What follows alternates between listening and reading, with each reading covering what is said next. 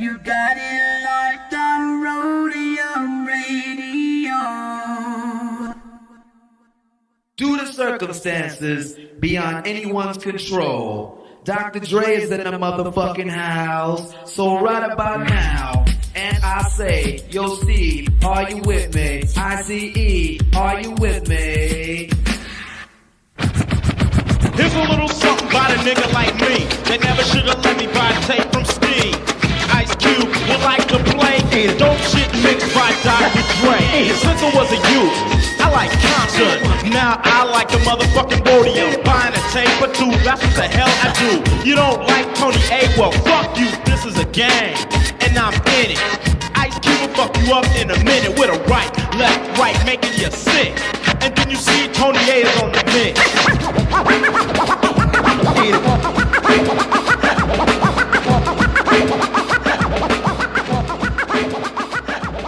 Tony A! Tony A! When you're ready, go.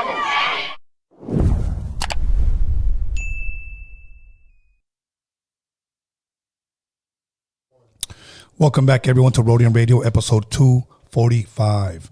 And I want to thank everybody in the live chat, everybody that's liked, comment, subscribed, whatever, everybody who's donated, everybody who didn't donate. I want to thank you guys for tuning in. But before I introduce my very special guest, once again, I want to thank everybody who's emailed your music, everybody who's emailed your bio, everybody's emailed your videos. I greatly appreciate it. Working on June's, I'm almost done with June's calendar, but continue to send in your music. Other than that, the website will be up shortly, hopefully at the end of this month. Many of you have been DMing me, inboxing me, and asking me when's the website coming up because you guys want to buy some of the Roadium Radio shirts that we have or the other stuff that we have on there. But it'll be up by the end of the month. And I want to give a big shout out to Cycle S of the Beat Nuts for blessing me with the shirt, 420. You know, I have a question for you guys in the live chat. If I don't know why you guys celebrate 420 so hard when you guys get high every day. So, but that's a good question, right? So anyways, other than that, I have a shout out to someone who's a faithful follower. His wife reached out, but I don't know his name. She didn't leave his name, so I'm going to read his Instagram name is SFV SoCal 91402. It was your birthday not too long ago. Happy birthday. Thank you for being a supporter of Roadium Radio. So once again, SFV SoCal 91402. Happy birthday. So with that being said, once again, without further ado, please allow me to introduce my very, very funny guest, Gilbert Esquivel. Hey, how you doing, Tony? Brother, I'm good. You know what? I wish my voice was doing a little bit better.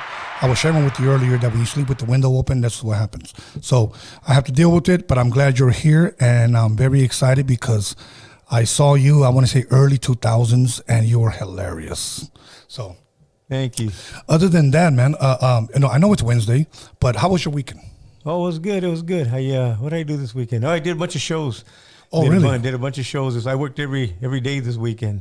Really? Yeah. So it was, you know, we did a Easter show I did a church comedy show at a church on Sunday. And then Friday I did a big concert at the Quiet Cannon, bunch of artists and bands, and did that. And then Saturday I did a show somewhere. Can't remember now that one.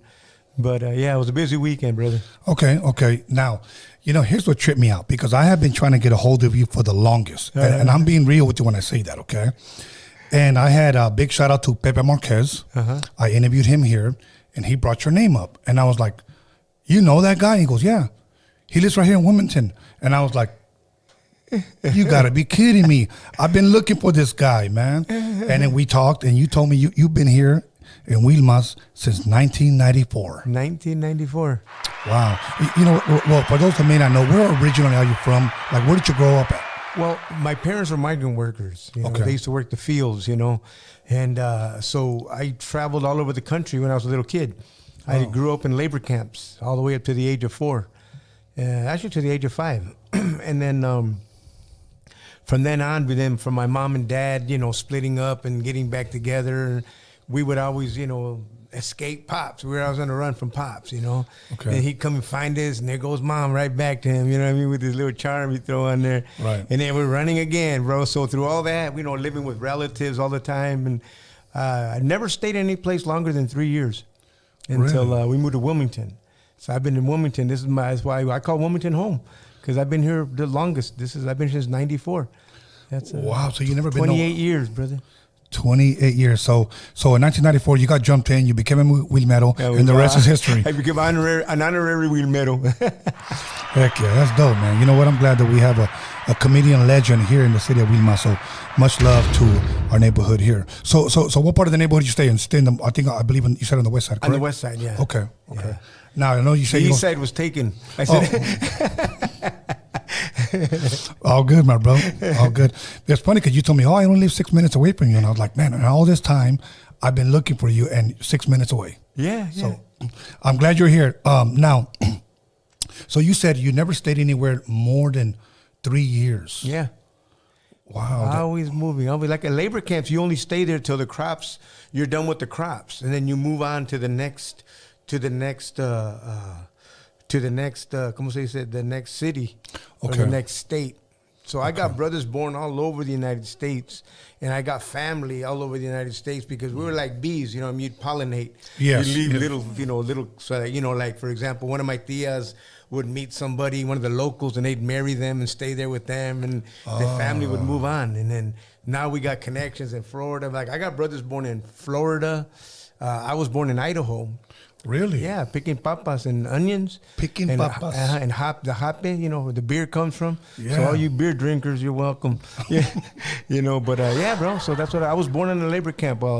They were picking the papas out there in Idaho. Wow. Okay. I heard you mention that you actually lived at one point in San Fernando Valley, Pacoima to be exact. Pacoima. Yeah. How long were you there for?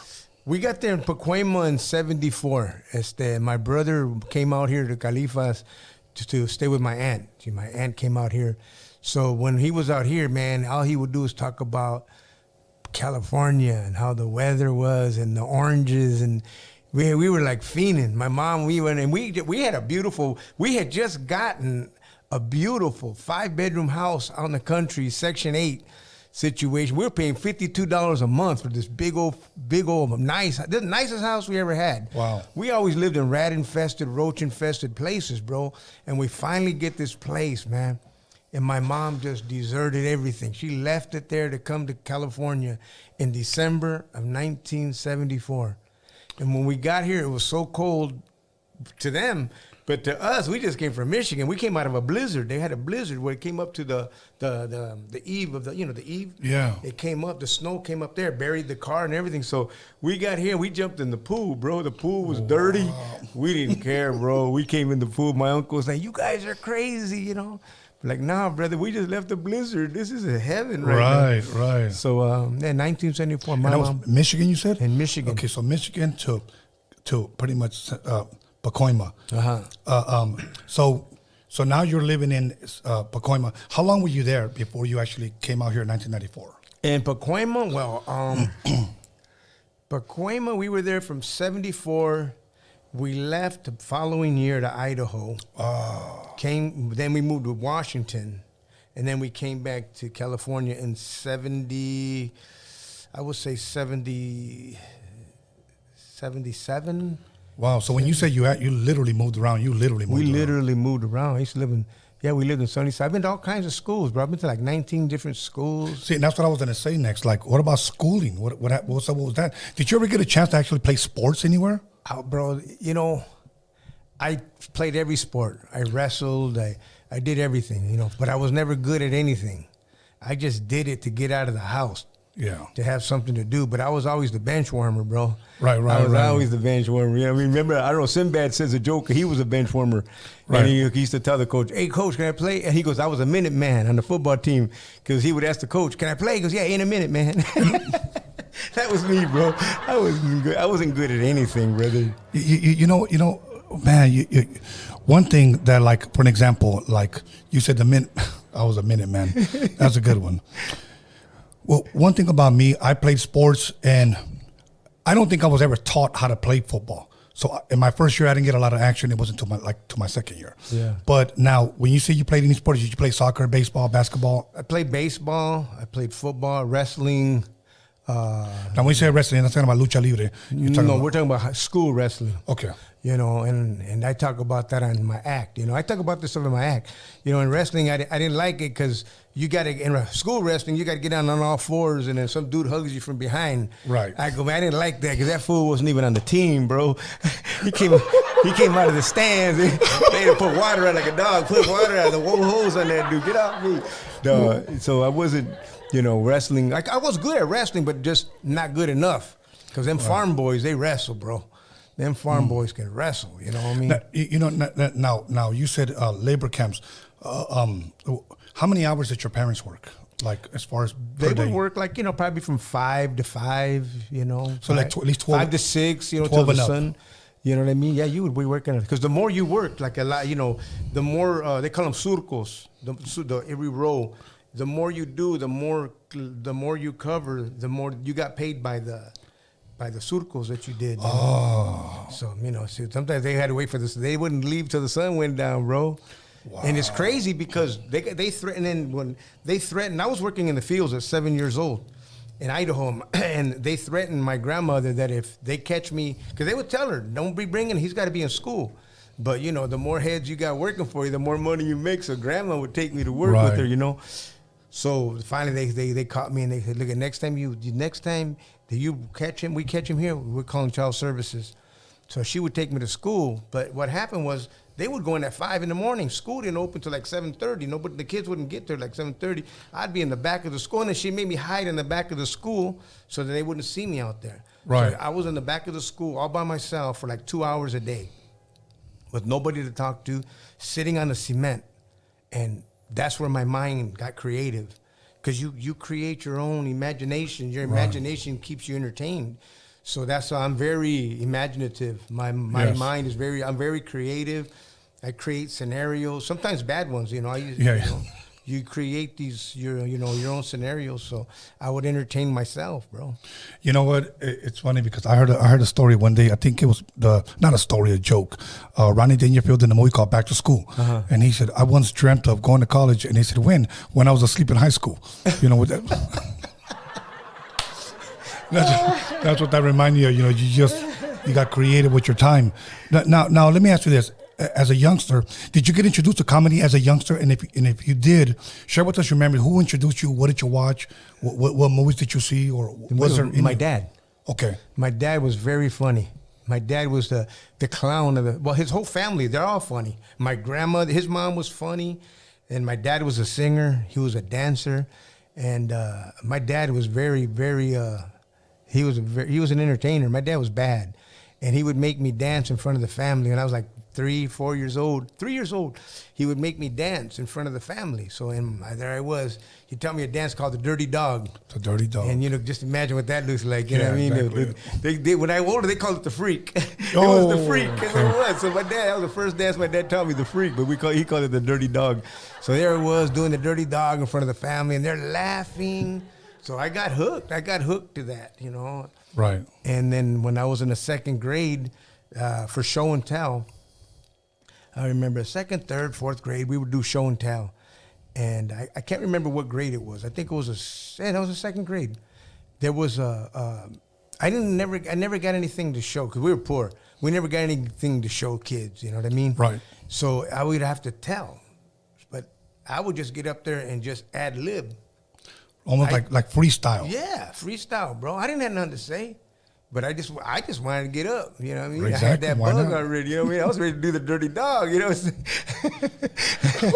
You know what I mean? So I would get up there, bro. I had no idea what I was going to say. And I started doing it in Spanish.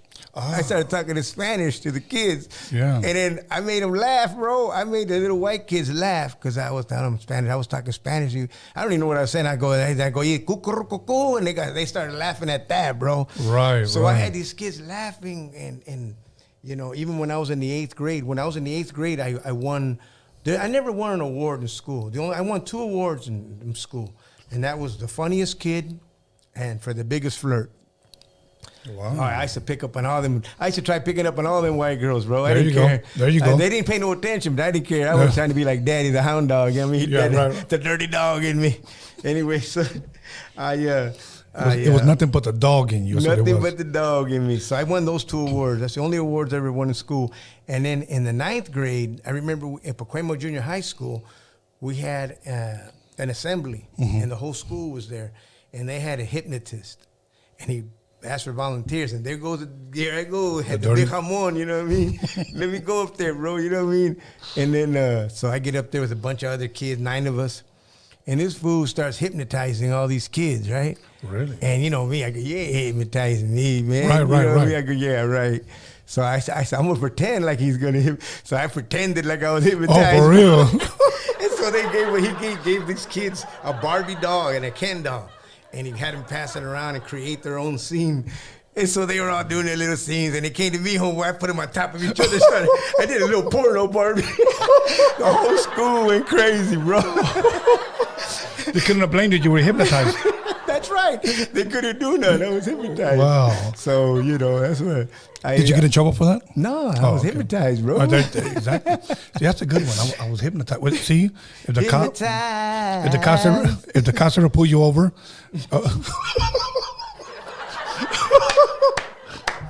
I'm gonna use it. Yeah. I'll tell them, no, officer, they hypnotized me in the 9th grade. I never came down. I never snapped out of it. Dispensa. So, oh wow. That's a good one. I'm gonna use that, bro. Yeah, it's a good one. Now, as far as comedians, who were some of the first comedians that you were introduced to as a youngster? Meaning, who did you watch on TV, if any, or movies? Oh man, who would that? It would have to be the sitcoms, bro. Okay. The sitcoms. I grew up on sitcoms. Happy Days. Okay. Happy Days, all that. Lenny, all those guys, Lenny and Squiggy. The coolest guy was a Jew. The Fonz? Jewish guy, the Jewish tough guy, Fonzie. And it's funny because, of course, we grew up watching that con Laverne and Shirley, and I never liked Joni Loves Chachi, but the ones that I grew up with, and I'll let you continue, it would be Good Times. JJ. Yeah, JJ. What's Happening. My favorite one out of all of them, to be honest with you, was Rest in Peace, John Ritter, Three's Company. Yeah, yes. That was we still watch him. Yeah, that's my favorite of all time, bro. Yeah, we were watching the other night. Me and my wife just sit there baldly laughing, That My dude was wife watches hilarious. Lucy religiously, man. Well, my wife's from Wilmington. She grew up here on Broad. They grew up on Broad. You know? Wow. Yeah, and because That's where I grew up Yeah, on. they grew up on Broad. By Broad Avenue, they said. Yeah, so... I might know her. So I grew up on Broad my whole life. Yeah, bro. And I still live on Broad, so... Yeah. And then, but my wife is funnier than I am. For real? My wife's hilarious. Her brother's funny, and... Do you ever get mad because she's funnier? Nah, man. The comedians, my comic friends, they'll call up, and comics are always clowning. Right. So they'll call up and they'll try to clown, and she's hitting them right back, bro. She's hitting them Coming back. right back at them. And that's how I got started in comedy. Matter of fact, I went to a comedy show, and the comedians, we walked in late. Or how old were you then? I had just gotten married, so I was like maybe in my early 20s or 22, 20. Okay, so you walk into a club, and then that's pretty much where you say it all started for you? I walked in, and then Brad Garrett from Everybody Loves Raymond, the tall brother, the brother that's real tall, and he was on stage. And he goes, oh, look at the Mexican. He's always late. Mexican's always late. And he had I walked in when he was in the middle of a joke. So I used that joke against him, and I got a laugh. And he goes, hey, I'm the comedian around here. So I was like, somebody's like, well, then Galea, you then get off me then. You know what I mean? He's like, I didn't know nothing. I was ignorant to, you're not supposed to talk back to the comedian. You know what I mean? I'm just walking in, you clown me. Where I grew up, you know what I mean, bro? You got to bag back. Right, of course. Of course. And so I sat down. Back. That's very true. Yeah. Very, very true. So I enjoyed the show. I enjoyed it, and then I told my brother, I go, hey man, there's a place you go and the guys get up there and tell jokes and you get to drink beer and watch them. I go, let's go, So he goes, all right. So him and his wife and me and him, we went, and my wife and I could double date. So they sat us in the front. And what was this place at? The comedy club? The Improv. Oh, the Improv. Okay. The Improv Comedy Club, and they sat us right in the front. And I didn't know nothing about you know, nobody wants to sit in the front because the comics pick on you. Right. Oh, very true. So, you know, they tried doing that to us, and oh man, they didn't know what they opened up a can of worms. They wish they wouldn't have, bro. We spanked them, all them guys, and they were pros. And me and my brother, man, my brother was, one of them walked off the stage because he couldn't handle it. My brother was bagging on his shoes. Oh, wow. And that dude was on the Tonight Show like a week later. Yeah, really? bro. Oh, man. And then not only that, one of the comics got up there who's done the Tonight Show more than anybody. His name was Tom Dreesen. He did the Tonight Show more than anybody. He did it with Johnny Carson. He did it with Jay Leno. He did it with both of them. And so he was practicing because he was going to do it again. And he did a joke, but he did the setup, and I jumped in with my own punchline, and mine got a laugh. And he said his, and his didn't get as big a laugh as mine. And he goes, hey, I like yours better. He goes, I'll use yours. So then when they asked, they goes, does anybody want to get up and tell a joke? I said, I do. You know, there you go, dirty dog time. Dirty you know dog, what I mean? yeah, I go, yeah. I do it, you know what I mean? Jamón, otra vez, bro. I get up there, right, you know, and I go, and I told a joke that I had heard a comedian say. You know, I just repeated it. Okay. And, bro, this is two white dudes sitting in the front, right on the stage, and they had their feet on the stage. They didn't laugh once at any of the comics, bro. When I said that joke, they spit their beer out of their mouth, bro. No shit. They were busting up, man. And so they invited me back for open mic. And when we got up to leave, me and my brother, because we got tired of all the comedians. They had a gang of comedians, so we were tired. We got up to leave, and the audience started applauding for us, bro. And the lady that was on the stage says, no, wait a minute. It's not supposed to be like that. That's not the way things work. We're supposed to get the applause. Can you do me a favor? Can you just wait till I'm done? So we go, all right. So we sat down and watched her. And she was on the Oprah Winfrey Show about a month later. Wow. And then... So anyway, so when they invited me back to open mic, and I went back, but they didn't have the open mic when I went. So I didn't go to a comedy club for another 3 years. About another 3-4 years. No, maybe longer. Okay, so, but at this point, you weren't considered, or you didn't consider yourself a stand-up comic just yet? Okay. I was just being Chicano, bro. You know, bro, some of the funniest people I know are from the calles, bro. Absolutely. Like your homeboy Angel. Angel's funny, bro. I always told Angel, you need to do comedy. And when he was in the Pinta, he did comedy in there, bro. Oh, no. See, he didn't tell me that. Angel, if you're watching, you need to come back and do some damn comedy. Yeah, because he will tell you, on my block, I was king of the bagging. Yeah. He'll tell you that. Okay. Oh, you were? Yes. Really? So next time you go to Los Tres, he'll tell you. I believe it, bro. Yeah, man. Because I tell people, you better come quick. You better come quick because I'll be freestyling. I'll even freestyle lies. You know what I'm saying?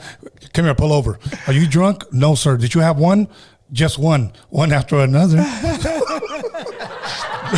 Yeah, or whenever I took the drunk test, I can never pass. Why? Because you're drunk? No, because I'm uncoordinated. You know, I'll try anything, bro. So, yeah. But I remember the cop pulled me over one time. Hey, you were swerving. No, I was trying to put the CD in. And I saw you and I was like panicked a little bit. So you actually made me nervous. And they actually let me go. Really? Yeah. And here's another one that I made up. I sped up.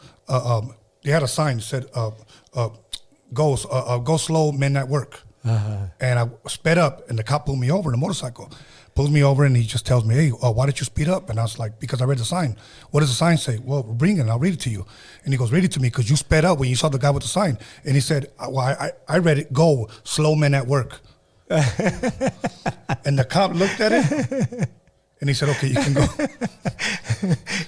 It's the way you say it. It's the way you say it. So, oh well. So I got away with it. Yeah. But anyways, I it's funny. I was in third grade, and one of my teachers tells me, you know what? You should have been a comedian. And I go, shut up. I'm only in third grade. I still got time.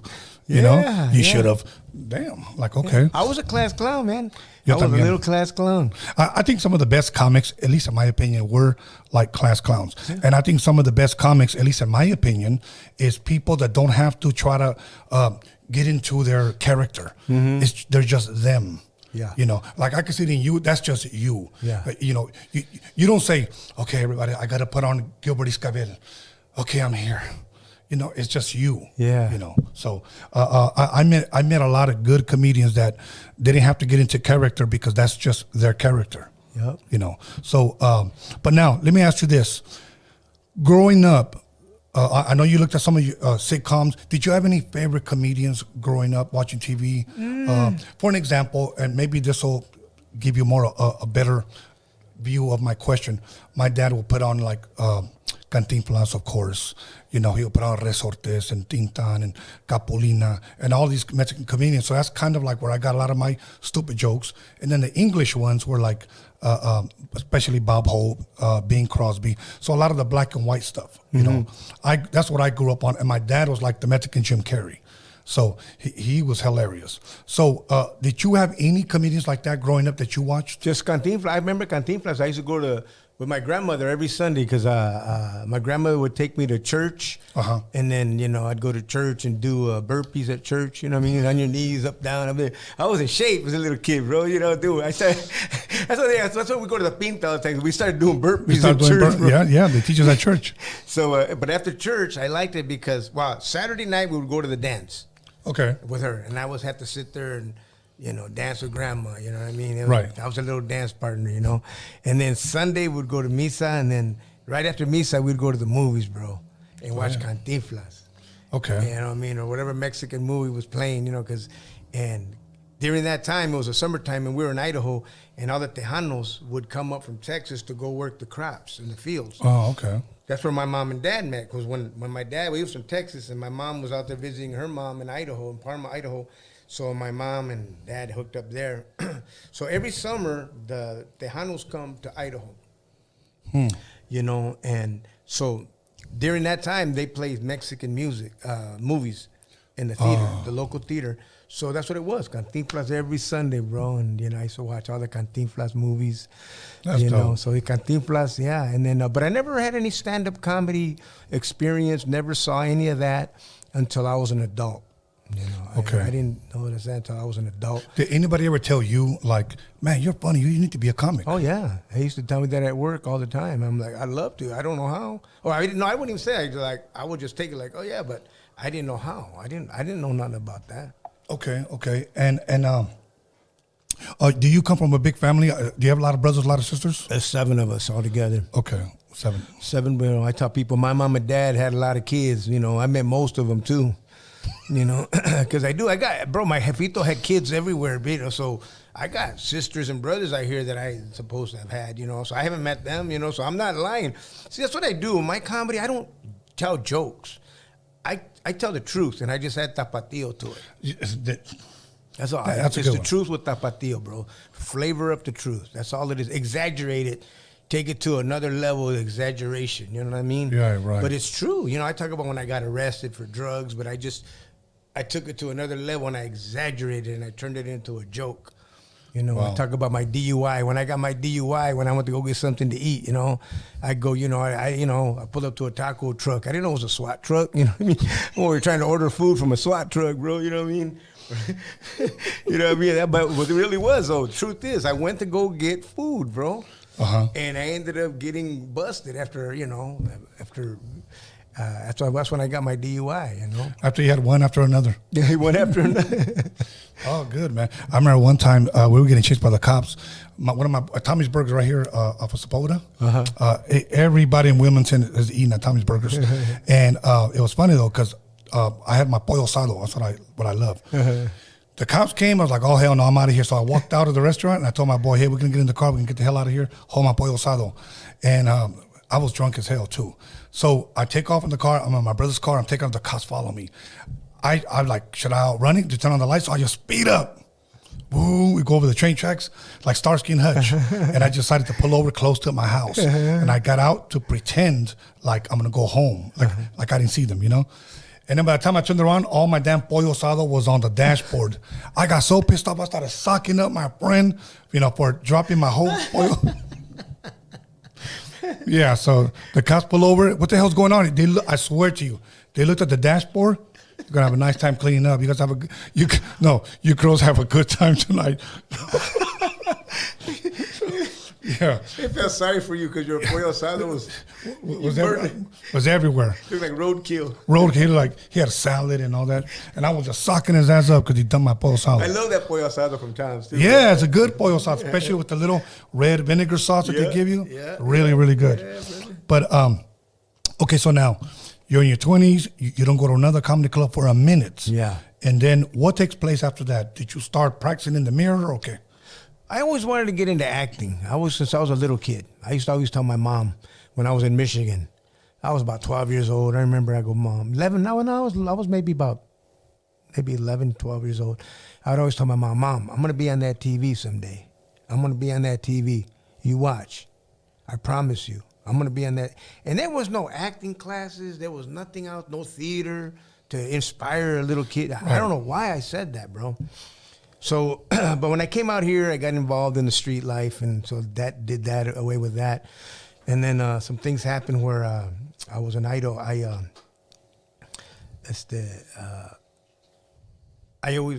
happened was I ended up getting where I was working at a place, and I was going to transfer to Vegas. Okay.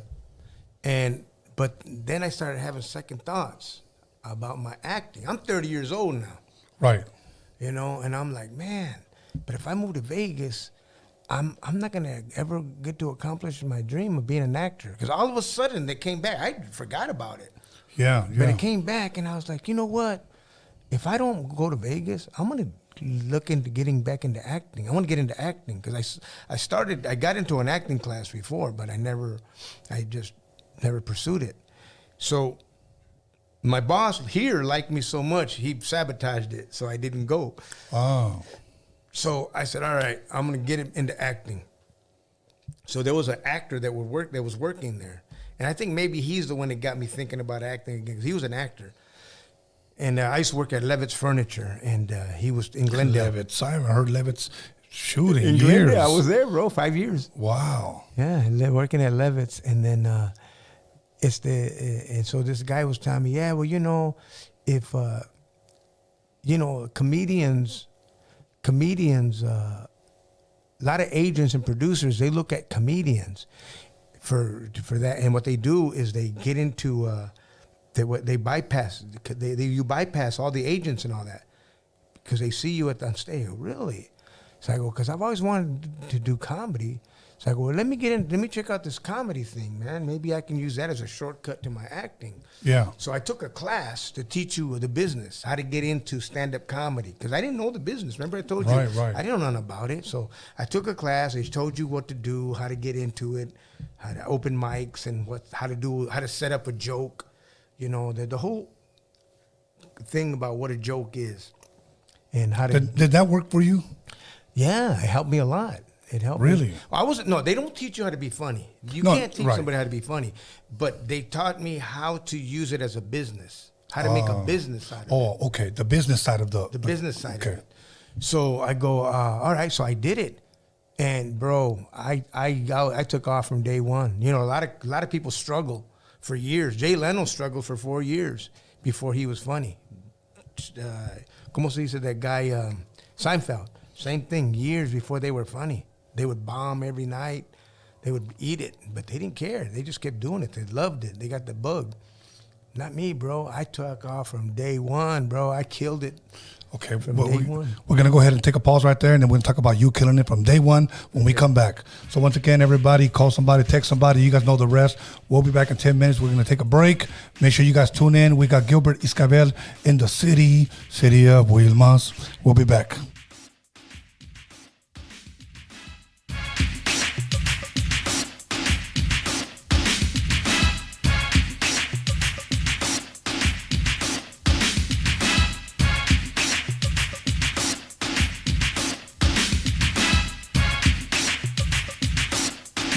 You'll call somebody, text somebody, slap the shit out of somebody.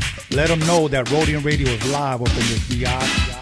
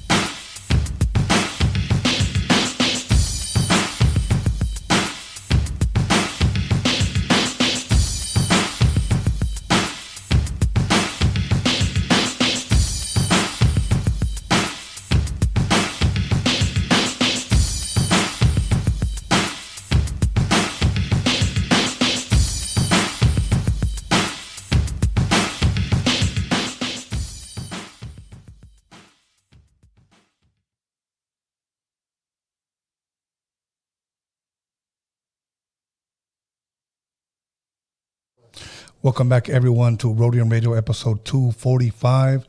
And we're going to go ahead and jump right back into it with Gilbert Esquivel. Gilbert, how you doing? I'm good, bro. You know what? I'm glad you're here. And here's how I can tell that you're an OG. Because when you walk through them gates, them pearly gates, I smelled that Tres Flores. And I was like, okay, this guy's an OG. He probably still has a pocket comb, too. Yeah, I do, bro. I got a pocket comb. I got 3 of them. I was on my way here. I was literally right here in the corner. And I was like, I looked in the mirror and go, oh, man, I forgot my Tres Flores. I had to drive all the way back home. Just like I told you, I'll be back. I had to get my Tres Flores, bro. All good. Because, an OG without Tres Flores is like Superman without his cape, bro. Exactly. Superman without the S. Or like, it's like having ham without the burger. But anyways, now as far as the Tres Flores, do you use the liquid one or do you use the gel one? I use the gel. Okay. Yeah. My dad used to use the liquid one. One time I saw him do this. Like the way he poured tapatio. Okay, and honest to God, after he did this, he went like this. You could use it as cologne, bro. Yeah, I was like, the only reason I don't use the liquid is because it won't keep my hair down. Okay. I need the gel to keep my leg, you know what I mean? Yeah. And so that's the reason, my dad used to use it, my grandpa used to use it. Like, what do you still sell it at? I see that at the dollar store. Is that what you get it at? Nah, that's called, that one is called, it's called something else. It's not Tres Flores. It's 3 plants or something? It's called 3 amigos. Tres cochinitos. It's called. it's called Trey. It's called Trey something, bro. But it's like Tres Flores. But you don't. If you got to look close. Like one time, bro, I was looking for some tennis shoes, and I was looking all over for them, bro. You know me, I was cheap, bro. I found some feelers, bro, for $20 in San Pedro, bro. I got them, bro. I was sporting them. I was walking around for like 2 weeks with them things, and one day I was cleaning them, and I looked, and it said file, bro. They weren't even feelers, bro. It said file. No wonder. That's why they were $20, bro. Wow. I thought I was all bad, bro. I was in the audience. I wore them in front of the audience too, bro. For reals? Yeah, somebody noticed it, bro. No, I wonder if somebody said, man, what kind of shoes are those? Those are fresh. Fresh files. Yeah, exactly. Okay, so let's pick up right where you left off. So you're about 30. You came to a crossroad and you pretty much said, actor, comedian. Yeah, so I took a class to teach me the business. I got into it, and like I said, I killed on the very first night. Okay, how did you get your first show, though? Because it's your first time going up on stage. Well, the class that I took, that's what they do. The class. You get to do a showcase at the Improv. Oh, so this was at the one in Westwood in Hollywood. Okay. And the room was packed, and I killed it. But before that, I had went to another comedy club just the week before, just to go in there and watch the comedians, just so I can get a last minute, And the MC, he goes, I told him, hey, I'm going to make my debut next week. He goes, hey, you want to practice? I go, yeah. So I got up there and I practiced in front of that audience, and I killed it there. So when I went at the Improv, I killed it. Now, when you say you killed it, did you have your own jokes already ready? Yeah.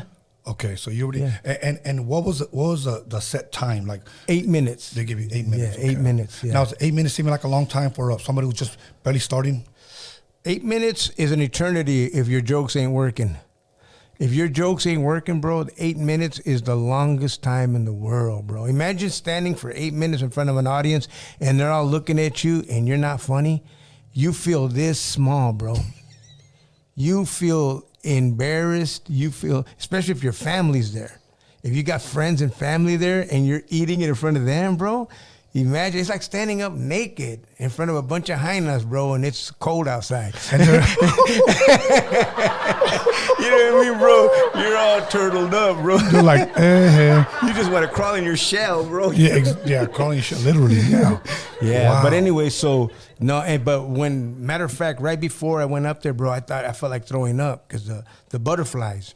Oh, man, you get the nerves, bro. But they warned me about that. And they said, well, as soon as you hit the stage, they're going to go away. So sure enough, as soon as I went in there, man, that adrenaline just, and then when I got the first laugh, and I remember I was wearing a really bright colored vest. And my first joke was, I hope you guys can hear me over the vest.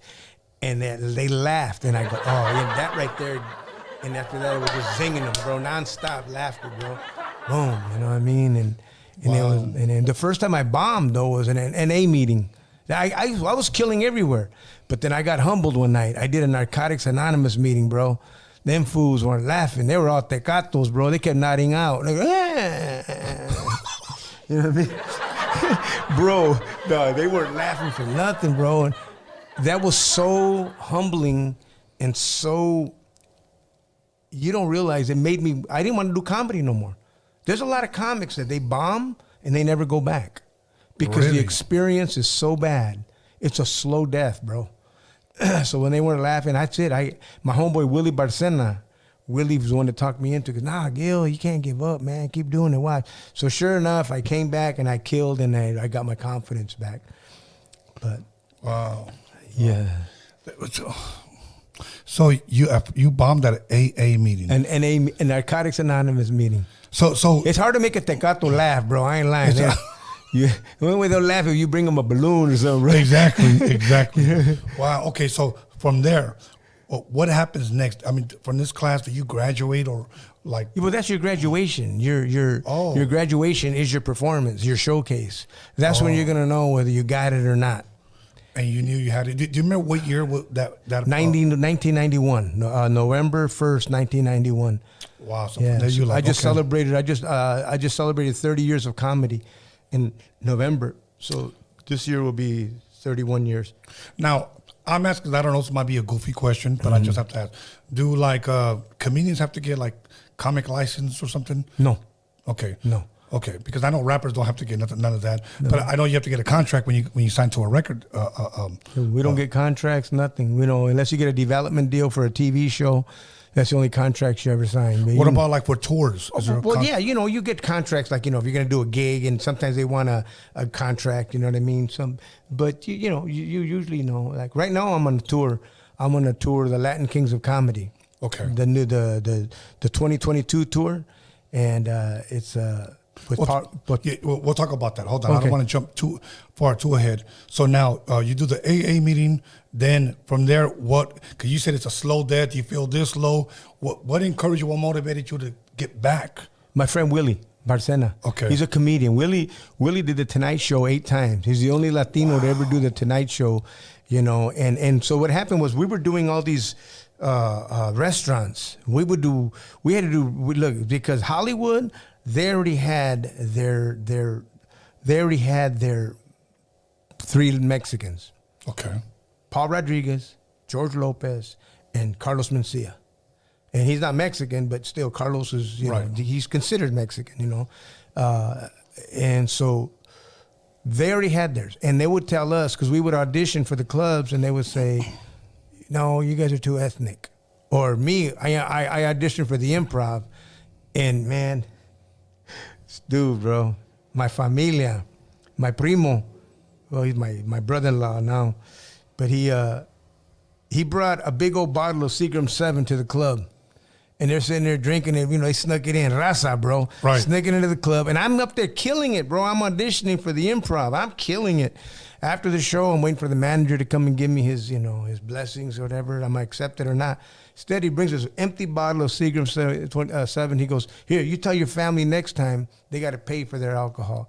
And so that got me out of the Improv. Wow. Bro, I had family that go in there stealing tips off the table for the waitresses, bro. Bro, I'm telling you, it's hard being Chicano, bro. I'm trying to make it in Hollywood. Wow. When you got familia like that.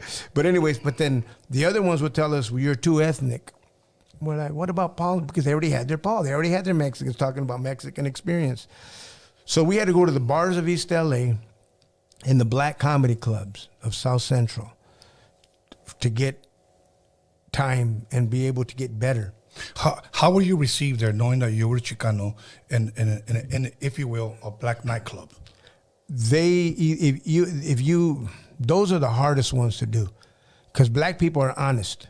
If you ain't bringing it, even in rap, if you ain't bringing it, they're gonna let you know. Get off the stage, fool. Yeah, you suck. You suck. They're not nice. Yeah. I paid money to get here. Now so comedy, they're the worst. And a lot of times when the audience is funnier than you You know, because like in East LA, the audience was funnier than the comics, bro. Give us an example of that. Okay, there was a bar in East LA called TQ's, and they had to change this place, the name, every other 3 months because it was dangerous. Everybody was afraid of this place. Had a bad reputation, right? Tequilas, TQ's, they called it different things, right? So one night we were up there, and Jeff Garcia, he's a comedian, funny dude. Jeff's bad. Jeff's up there, and he's like, starts bagging on the audience, and there was a dude there with glasses. He goes, "Hey, look at you, man! Hey, look at you! You look at your glasses. So your glasses are so thick, you can probably see into the future." Everybody laughs, blah, blah, blah. And this dude, without missing a beat, shot right back. Goes, "Yeah, and I see you don't got one." Oh, bro, the comics, everybody lost it, bro. Everybody, bro. He didn't have a comeback for that because it was too good. It was like this dude. Right. He whooped him. Right. So Jeff walked off the stage, bro. Wow. You know, but he learned from that experience. Now Jeff, he just bags on people. He's good. Because, you know, he learned, man. You got to be ready for when because see, Raza is funny, bro. Chicanos are funny, bro. Yeah. We're funny. Our tios are funny. My grandma was funny. Like I said, our tias are funny. You know, you go to the parties and the carne asada, the whatever, that's all they're doing Everybody's is laughing. killing on each They're other. drinking, laughing, making fun of the tio, and we learned that. We grew up with that. Right, Chicanos are funny, bro. My comeback would have been when that guy would have said that. I would have said, "You know what? That was pretty good," and just kept it going, man. That's what he did. Jeff did that. He said, "That was good. Yeah, that was good." Okay, but that same bar, bro. There was times, bro, where Willie Barcena, he got. I don't know how many times Willie almost got. One time Willie was bagging on some dude, and the dude just opened his. He just sat back and moved his shirt. It was a cuete. He had a cuete, bro. And it's a Willie goes, "Oh, I'm sorry, bro." Oh, because he had his feet on the stage. He goes, "Hey, bro, you in show business?" And then the guy goes, "No." He goes, "Then get your feet off the stage." And so everybody's laughing, bro. And this dude just leaned back. He's like, "Say it again, fool."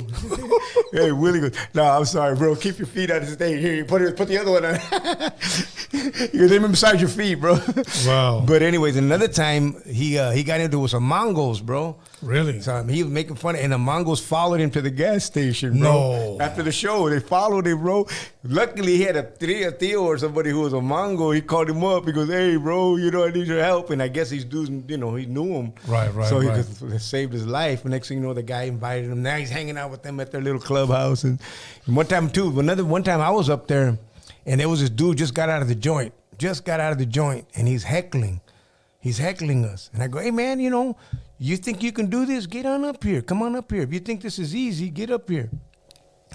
So he comes up there, bro, and he's dressed sharp, bro.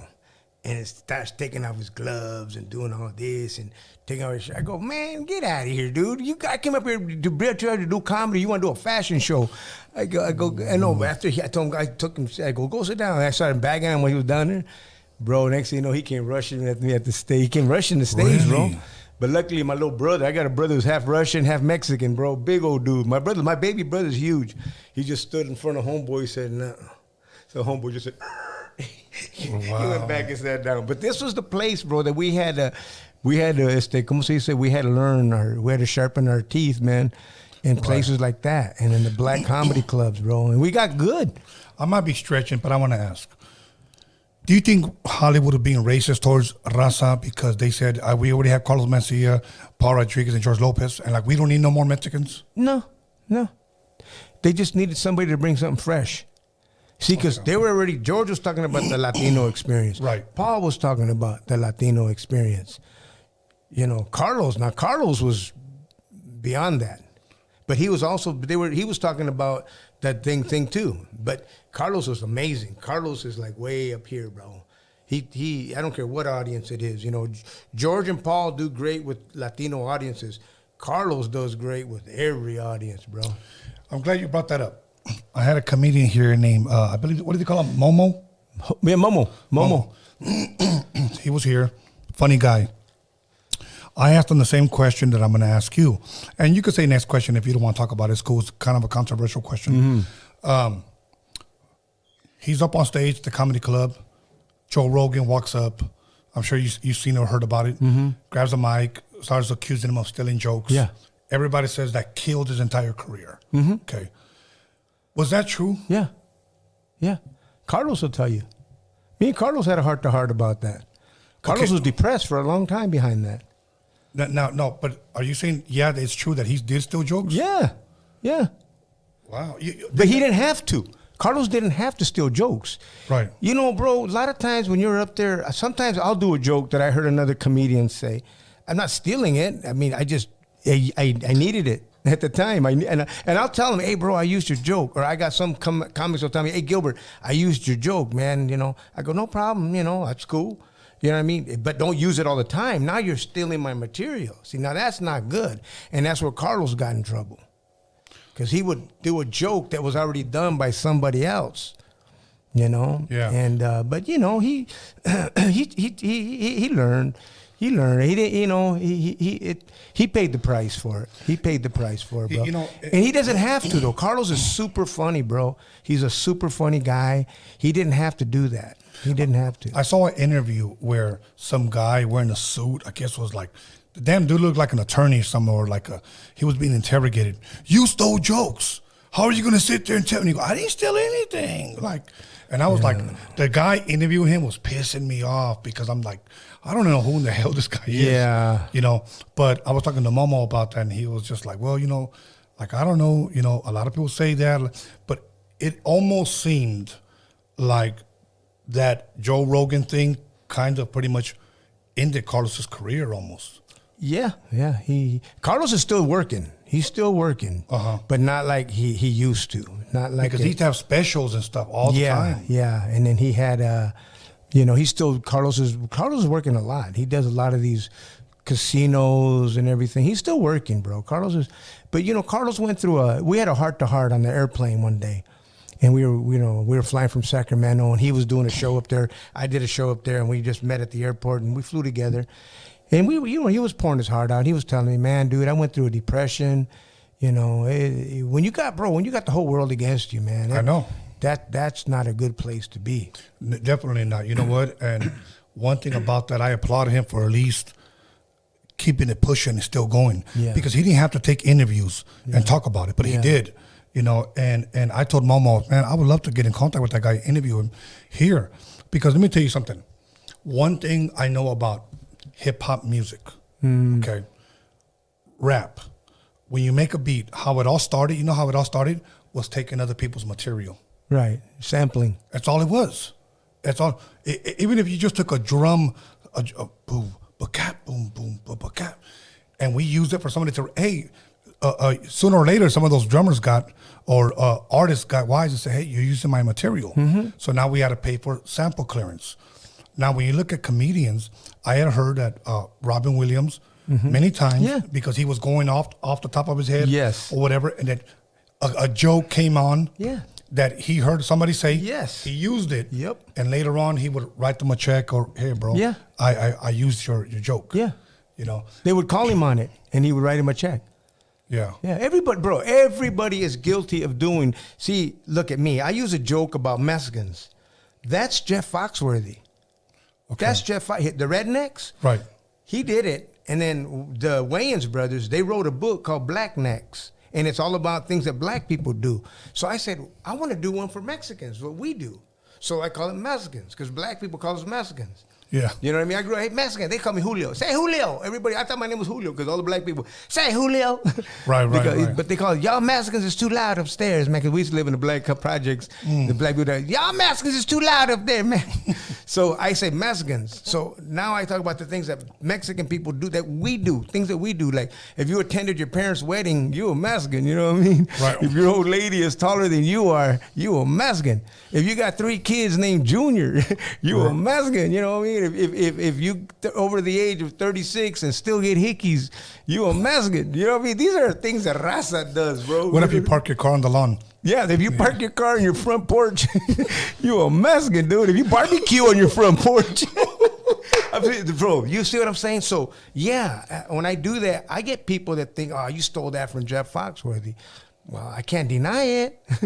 I can't deny it. That's where I got the idea from. You just remixed it. Well, I just put it to my people. But Right. I can't claim that I'm the one that came up with that. So I don't condemn Carlos because, see, you know, it's like that's just the way it, bro. Carlos is so funny. And he's, dude, very funny. He didn't need to steal anything. Right. He didn't need to. He was like Robin Williams. I'm in the moment, man. I'm in Right. the moment, you know what I mean? So I'm not making excuses for him, you know. I love him, you know. Right. The dude's hilarious. If he didn't ever steal a single joke, he'd still be as big as he is. You know what I mean? Because he's bad. Well, he would still have been what he did because he was just that funny. He's very, very intelligent. Carlos can do an audience of all white conservatives and kill it. He can do an audience of all, you know, it doesn't matter. He's killed in places that everybody else bombed. I seen Carlos go in there at the Laugh Factory when we all were up there and we were getting ha laughs. And he went in there and the place exploded with energy that he brought. And he did that in stadiums with big names like Ray Romano. These big celebrities, superstars, they went in there and they all ate it. He gets up there and destroys the place. What do you think it is about him? That is it the it factor? Does he just have that? He has it. He has the it factor. But this thing with the Joe Rogan, that Joe Rogan pointed that stuff out, you can't deny that. You can't, you know. And here's the thing. A lot of the jokes that he was being accused of stealing were jokes that are common sense. You can't help that. He got accused of stealing a joke with a wall. Who's going to build the wall? Because they were building the wall. Well, who's going to build the wall? The Mexicans are going to build the wall. Dude, that is a joke that you even people in the streets were saying. Everybody was saying. But because another comic said it first, Carlos got accused of stealing that. See, that's what didn't make sense. I mean, I remember one time I said when I first heard of the walls, like, we'll just climb over that bastard. Now, if I was a comic and I said that first and somebody else said, Yeah. that's just common sense. Most likely somebody's going to say that. Yeah. You know, so I get that. Yeah, you know, but there was other jokes that Carlos did that Bill Cosby did, and he did them verbatim. And I can't deny that because I was always defending Carlos. Right. You know, I would try to defend him, but because Carlos has always been good to me. Carlos always took care of me. Carlos used to take me with and hire me to bring and open up for him. Right. Carlos has never dogged me. Lopez has never dogged me. You know what I mean? I mean, to my face. You know, he's always respected me. All these Paul, I'm working with Paul right now. Yeah. You know, so I've always had respect and had the respect of these guys. And so, but no, there's certain things, bro, that you can't defend somebody on. Yeah. That's it. You know, you bro, if you're going to do it, man up. Pay the price. Do you think if he would have came out, because for a while, I did see that he was trying to deny it. Mm-hmm. Do you think it would have just been better if he would have just said, yeah, I did it? Yeah. Yeah. He said it before. Okay. He said it before. That's the thing is he said it. He's admitted it before. He goes, yeah, I did it. You know what I mean? And then one time he said it like that, and then he said it like he was proud of it.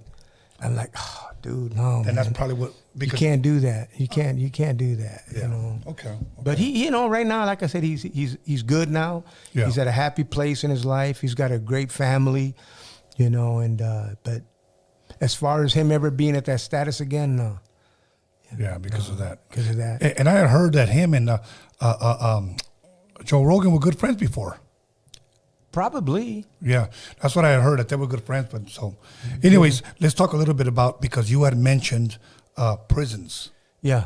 How did you get involved in that whole prison comic thing? Well, this guy asked me at a church. I did a comedy show at a church, and my comedy's clean, so I can do comedy anywhere because it's clean. Yes. That's one thing about clean comedy is if it's funny, you can do it anywhere. And I did a show at a church, and this one guy goes, hey, man, have you ever thought about doing comedy at a prison? And I was like, no, but I'd love to, man. I'd love to do that. You know what I mean? I got a lot of friends in prison. I got brothers in prison, you know. I'd love to be able to go entertain them, you know what I mean? So they go, well, there's a prison ministry, man. That's what they do. They go and they do ministry to these inmates, but they use comedians to break the ice, you know, for the prisoners. And it loosens them up. Yeah. So entertain them, you know. They entertain them, and then they share the word with them. I go, man, I'd love to do that. So he hooked me up with this prison ministry called Prison Fellowship. Okay. And it was started by Chuck Colson, who was Richard Nixon's one of Richard Nixon's guys during Watergate. Yeah. That went to prison. Yeah. And while he was in there, he found Christ. And because I didn't know Jesus was busted, you know. It turned out I heard Jesus was busted. That's where he found him. You know what I mean? Yeah. And, he went in there. And he found the way in there, and so after he got out, he went back to share his faith with these prisoners. They gave him hope. So he started doing it all over the country. So next thing you know, man, I'm going out to Alabama. I'm going out to all these different South Carolina, Texas. Really? Doing prisons all over, man. And I'm going out there, bro, and I'm just being me. Of course. You know, and being that I'm from the streets, these inmates could relate to me because I was talking their language. Absolutely. You know what I mean? I go out there straight up and I'm just be honest. I go, guys, I'm going to be honest with you guys. Look, you know what I mean? I could be in the same place you are. But I snitched and got out, man. Y'all messed up, you know what I mean? Bro, they would lose it, man. They would lose it, man. Y'all should have just snitched, man. You would have been... Snitching's in. You know, and they're laughing at that because they didn't expect to hear nobody say nothing like that, you know what I mean? Right. Or else I would say things like, you know, be honest with you, one time in my life, I was on the wrong side of the law. That's right, I was a cop. But I seen the light, the flashlight, you know what I'm saying? You know, little things like that, and next thing you know, I'm talking about my drug use and my drugs. They want to hear about that stuff, drugs and going to jail and how I wanted to be a cop, but I got turned down over the phone because I called collect. You know what I mean? Little things like that, bro. And I realized, man, this is my audience. You know what I mean? This is my audience. You know, but it's really tedious, man. It's a lot of work, and then after years of doing it, you heard me today. I told the lady I literally retired. You heard me. I was retiring, man. I go, I'm done with this. Around how many prisons would you say you have done? Over 60 in Mexico and the United States. I did a prison in Mexico, bro. Mexico. How was that? Is it way different from over here? Yeah, bro. They asked me. It was the Billy Graham people, the Franklin Graham. They were doing a big old campaign at the stadium in San Diego. Okay. Quantum Stadium or whatever. Quantum, whatever. And they asked me, hey, do you want to go to Mexico and do your comedy? I go, I don't do my comedy in Spanish. It doesn't translate the same. No, it doesn't. It definitely doesn't. You know, comedy in Spanish is different. It's more slapstick. More Cantinflas style. Yes. You know what I mean? What's the name of that? The other guys you were talking about, Cepillín or Capullín? No, Capulina. What about Tuntun, the midget? No, those people like that. That's that zany, slapstick, clownish kind of comedy. It is clownish. Not the English comedy is more cerebral. You know, it's more punchline, wordplay. Okay. You know what I mean? Stuff like communication kind of thing. I don't speak Spanish that good, bro. I speak street Spanish. Of course. You know what I mean? I speak Spanish fluently, but I speak the Chicano Pocho Spanish. Yeah. You know what I mean? And they look down at that over there, bro. Very, very true. You know? So when I go, I told him, I can't do my jokes in Spanish, but I can MC because I speak fluent Spanish. I can introduce the acts. So they go, oh, all right, you know. So we had to do that. So I went down there, bro, and they take us into this, in TJ. It's called La Mesa, not La Mesa, La Mesa prison. Okay. And it's where the inmates used to go in there and do time with their families. They would take their wife and their kids. Oh. And you could bring, if you did time, your wife and your kids could go with you. You know, that's crazy because I think I seen that somewhat in a movie. You ever seen that movie with and I recommend it. It's hilarious as hell because I even think Mel Gibson is hilarious. Get the Gringo. You ever see that movie? Yeah. Get the Gringo. I can't remember what it was about, but I remember. And these inmates are doing time with their family. Yeah. You got kids running around prison and shit. Yeah. They had to stop it though because what happened was that the kids would be able to leave the prison during the day and come back at night. But these inmates were teaching them how to commit crimes. Yeah. So they would go in there and they would commit crimes and they would bring them back money. Hey, Chiquillo, mátalo. Yeah, so they stopped it. But the women, they still let the women do time with men. So you got women in there. I walked in there, bro, and there's women in there. And the Hoodas don't go in with you. Right. You're on the roof. You're on your own. When you go in there, you know, something happens to you, you know, I mean, by the time they get to you, the funeral's going to be over and everything, you know. So the girls that were in there, hickeys, dude, all over the heck, because they would sell themselves to the guys. $5. Oh, they would sell themselves, then they would give $5. The guy would give $5 the office, the officers up Yeah. there to let them use a room. So that's a big business, prostitution in there. And so, but we're in there, bro, and we're doing this thing, and I'm doing and they don't give them prison issue clothing. You got to wear whatever you got. Like whatever you got busted with, possibly? Or whatever people throw things, they bring things from the other side of the wall, they bring clothes, and they just throw it in a pile, and you just grab what you can. Whatever fits you. Whatever fits you. So you had guys in there with a corduroy jacket, with a pair of shorts, with one white sock and one black sock, and a tennis shoe and a black shoe. They're dressed like that, bro. Wow. And I'm in the chapel. And one thing I'm known for is bagging on people. Nobody likes to get up. When I'm on stage, they know, a lot of who know my people, who know my act, they won't get up because they know I'm gonna mess with them. And so, bro, I was in the chapel, I'm emceeing, and then these dudes, the door's right there walking in where the front's at. So you had to pass me to go sit down. And I'm looking at these dudes and I'm bagging on them, bro. I'm bagging on what they're wearing. Man, bro, these dudes are looking at me all mad because everybody's laughing and they're looking at me all mad, like. And then they go sit down, and they realize, oh, he's doing it to everybody. So after that, man, they love me, dude. They call me Cholo. Hey, Cholo, you know. And even my Spanish, they didn't care. Because I was like, hey, yo hablo español, pero hablo pochito nomás. You know what I mean? So anyway, by the end of the thing, though, bro, because we did 3 shows for them, and the artist, I was just the MC, but by the end of the thing, they used translators to bring the message. When it got serious, to bring the message. So it was taking too long, and they were losing these people their attention. They were getting bored. So that one of the main guys said, hey, man, nah, you got to share the message. I go, I don't know what to say. He goes, you just say what they say, what they put it right there. You make these 6 points.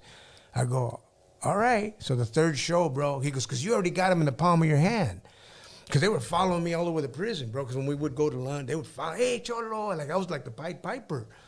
And then, so I did, man. I shared the message. Man, bro, everybody came forward, man. At the end, you know, when you get an invitation, they all came. I've never seen that, bro. I've never seen that. Wow. So, you know, it just goes to show you the power of comedy. Yeah. I've seen the comedy, and I understand why they use it. Man, bro. I've seen the power of comedy literally break some of the hardest walls. You know, like when I was in Mississippi. I did a prison in Mississippi out in the woods, out in the backwoods. And they give you 2 rules to the comedians. Don't make fun of the officers. Don't make the inmates make any, don't call the officers guards. That's what it is. Don't call them guards. And don't make the inmates make any sudden moves. Because they'll consider it as an escape, and they can get shot. So they go, all right, you know, and and you're not supposed to make fun of the officers. That's what it is too. So they got to warn the comedians, bro. So anyways, bro, 8 o'clock in the morning or real early, out in Mississippi, and they make these inmates get up to come and hear a bunch of Jesus people talk about religion. They don't want to hear that, bro. Yeah. You know, but they made them.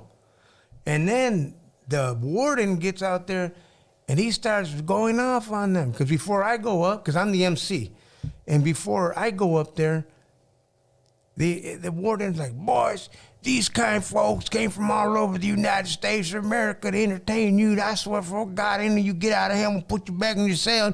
You said your head spins so quick and da-da-da. And I'm like, oh, dude, no, you didn't. Right. Now they're already mad. They were already like, man, they were doing it. And then he did that. And it reminded me of a Richard Pryor bit. Richard Pryor has a bit exactly the way the guy was talking. Richard Pryor has a bit about a prison bit. And it's Chris Rock's favorite bit. Really? Yeah, it's the Richard Pryor. Check it out when you get a chance. Richard Pryor's prison bit. That to this day is Chris Rock's favorite all-time bit.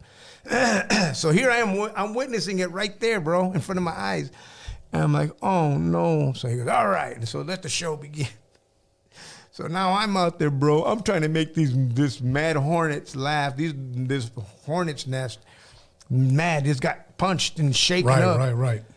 and I'm doing my jokes, and they ain't laughing. Really? They're just,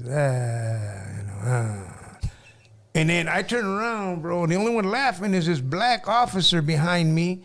He's all tirado, got his hair, got a big old afro, and all nappy, and then he's got it parted down the side like back in the 60s. He ain't combed his hair since the 60s. Right. He got no teeth in the front. I could see the backwoods through his teeth. I could see bro, and then he just sitting there smoking a cigarette. He's the only one laughing, though. I'm turning around, and I want to bag on this dude so bad, but all I kept hearing is, don't make fun of the officers. Right. Don't make fun of the... So I'm here doing my jokes. Nothing's having it. These guys ain't having it. I said, man, I don't care, man. I go, bro, come over here, man. I go, I got to light this fool up, man. Oh, so you called the officer? I told him, stand over here, because he was behind me, man. I go, stand over here. I don't trust you behind me, man. Oh, shoot. And then I go, because I'm setting him up, you know. I keep hearing, don't make fun of the officers. Right. And he said, so I'm doing my jokes. If I just need him, at least he's laughing. He's giving me some kind of, and the other guards, they were laughing too, you know what I mean? So I was getting some laughs, but the inmates weren't laughing. And all of a sudden, bro, I couldn't take it no more. And homeboy's laughing. He's got no front teeth. He's smoking a cigarette, you know. And they're cigarettes that just say cigarettes. There's not even a name on these cigarettes. His shirt is out, like he's been out drinking in the woods all night. Right. So he's all, you know, todo borrachero, you know what I mean? Only thing he's missing is a bowl of menudo, bro, because this dude look... Exactly. So anyway, I go, hey, bro, what happened to your grill, man? Oh. Hey, bro. I go, you look like you've been flossing with the chainsaw, man. And bro, these inmates, bro, they jumped up, started running around in circles, bro, laughing.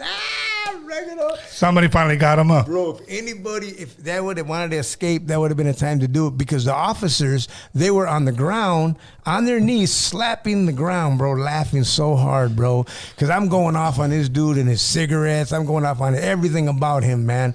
I just went off on this poor dude. They just bagged on his... And, bro, but it broke the ice. It broke the tension.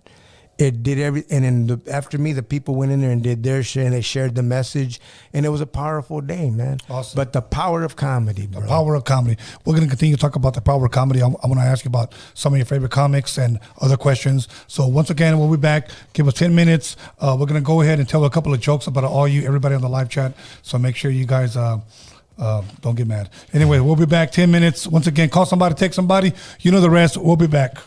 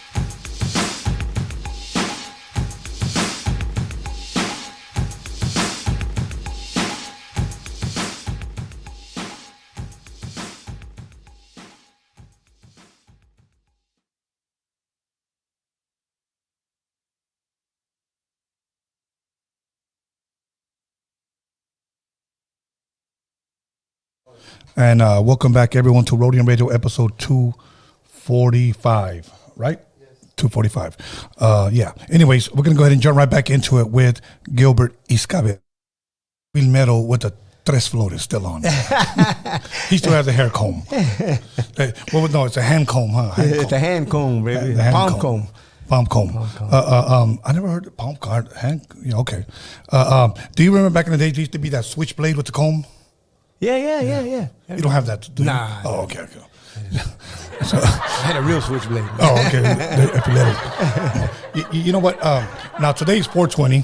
Uh-huh. Everybody's out there celebrating, getting high. Yeah. You know, but like I said earlier, why is today any different knowing damn well these guys get high every day? Yeah. Is this like for marihuanos, is this like Halloween or Christmas? And they, Probably, huh? it's their holiday. It's their holiday, okay. And the thing is, they're marihuanos. How do they forget everything else, but they don't forget this day. They don't forget. They'll forget your birthday, everything, but not this day. Not this day. 420, you're going to do the same thing tomorrow, bro. Like 421, so anyways. Yeah, I feel like I'm at my grandma's house, bro. She was in the Santeria. Oh, With this little Santitos right here. You got different Star Wars Santitos. So, for real, bro. I feel like putting a needle in this guy's heart right here. Yeah. See, this guy's, whenever I rub his head, Bruce Lee, whenever I want to be a karateka, and then him is whenever I want to box somebody. Okay. And then this was when I want one knockout punch. Yeah. And this one, when my mind's blown, I'm just like, I don't know. And then I got the Tony Montana right there, cuando me creo mucho. Bro, that's a black Tony Montana, bro. Yeah. I got that one in Belize. So, wow. Anyways, but yeah, man, and then this was when I get my dance moves from. All right. Yeah, but do the weeble wobble, whatever. No, the man. What did you call it? The dirty dog. The dirty dog. The dirty dog. The dirty dog. So, okay, my bro, I want to ask you a couple of questions. Give me some of your favorite comics of all time. Just give me 5 of them. Do you have top 5? Richard Pryor.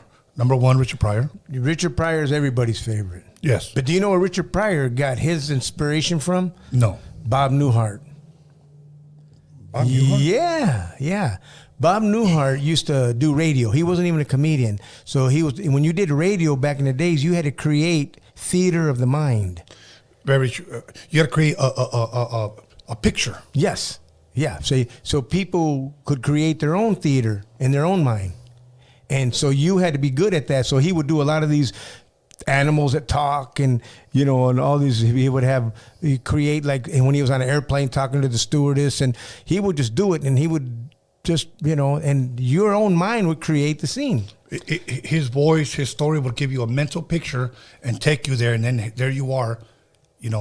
I guess, like you said, replaying what he's saying in your head, like, okay, that's how it is. Yeah, it's called theater of the mind. That was radio, and he was good at that. He was one of the best. And so he would make inanimate objects talk. You know what I mean? Animals talk. And so a lot of Richard Pryor's material, he's got like the talking dog. Remember, he was like, when the monkey died, the dog, hey, what's up, Rich? He goes, man, my monkey died. He goes, man, the monkey died, Rich. Oh, I wanted to eat him. You know what I mean? But Richard Pryor and Ellen DeGeneres too. She got inspired by Bob Newhart. Okay. And she does the Talking Eagles and all this stuff. Well, Richard Pryor told Bob Newhart that the very first album, because he used to make albums, Bob Newhart, right, that he stole was a Bob Newhart album. So Richard Pryor used to get that. That's how he made inanimate objects talk. So anyways, people don't know that. Richard Pryor, of course, Paul Rodriguez. Okay. Sinbad.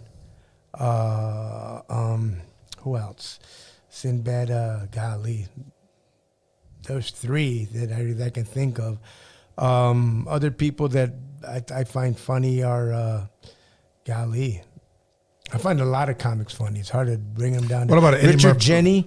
Eddie Murphy. Thank you. Eddie Murphy. These guys are my favorites. Okay. Right there. Richard Jenny was hilarious, Robin Williams, but I wasn't a big Robin. He was funny, but, I watched more of your Richard Jenny. Now I got different guys like Bill Burr. Bill Burr is one of my favorites, Bill